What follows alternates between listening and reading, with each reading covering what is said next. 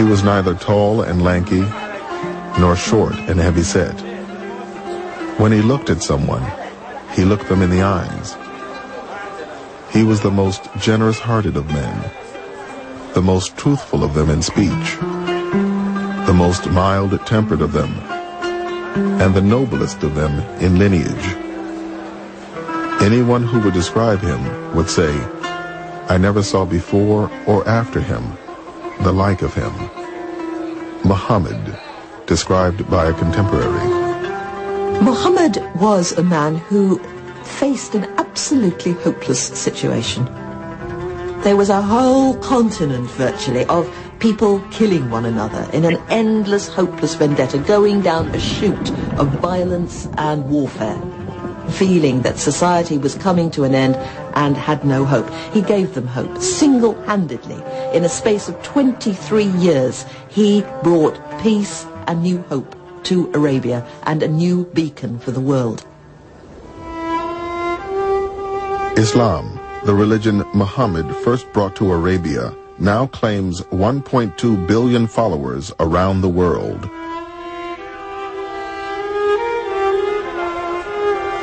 There are an estimated 7 million Muslims in America, where it is the country's fastest growing religion and the most diverse. Like America itself, the Muslims in this country come from all over the world.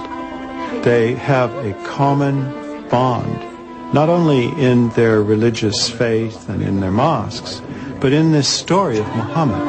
They all look to it.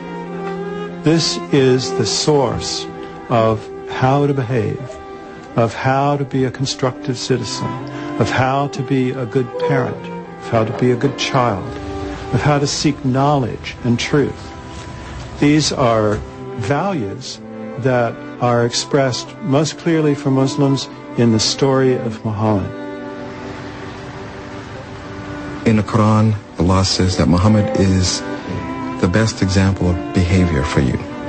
And that's what he is, the guide for the way we deal with each other, and when we're in a position of authority, how we attempt to implement justice and law.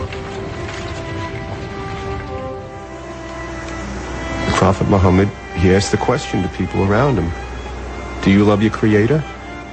Serve your fellow man first. What does that tell you? It tells you, forget about all this intellectual, yeah, I love God and this and that. If you're going to, forget about talking the talk, walk the walk. You want to serve God, serve people. What more noble way to serve people than to risk your own life to save them?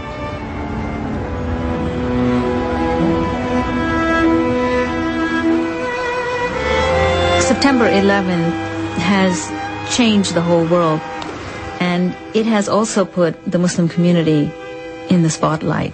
How about the dove installation? Is this Muslims have a lot of hostility being hurled at them. But this is also a time of transformation.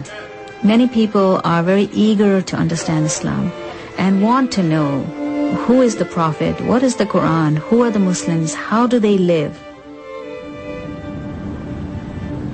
Through the stories about Prophet Muhammad, we were able to make connections, and all of a sudden you would feel that you could relate to things that happened 1,500 years ago, and that the issues weren't old-fashioned, they were universal.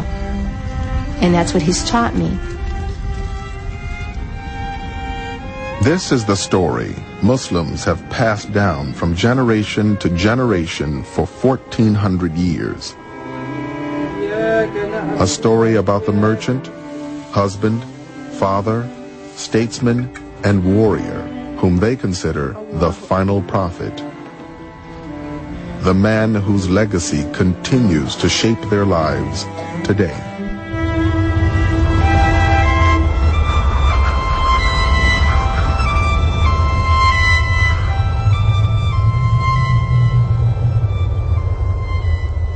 The life of Muhammad is, even in its details, probably better known than any other major religious figure before modern times.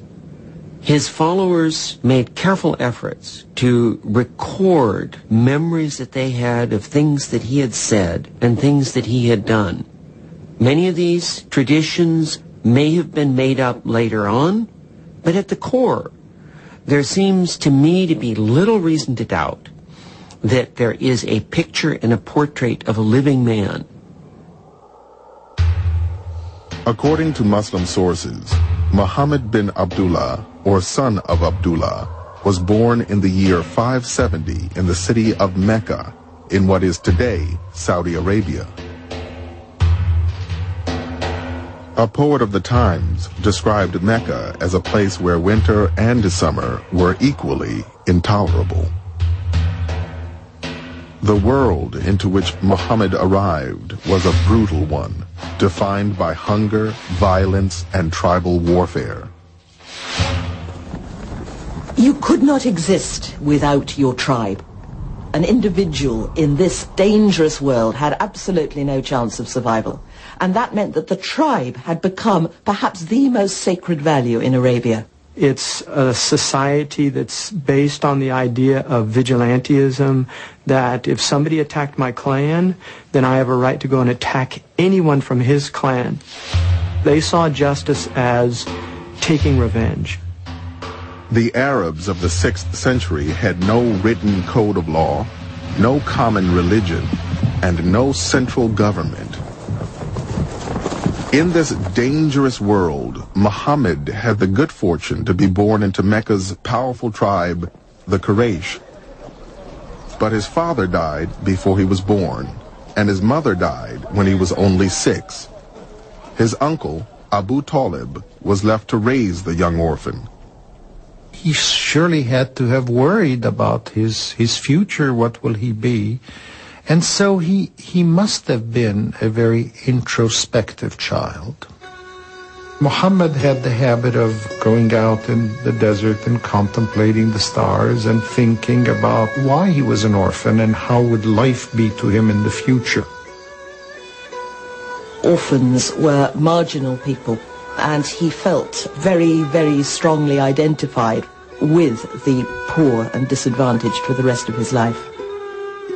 The Mecca of Muhammad's youth was both a religious and a commercial center, located at the crossroads of 2 major trading routes.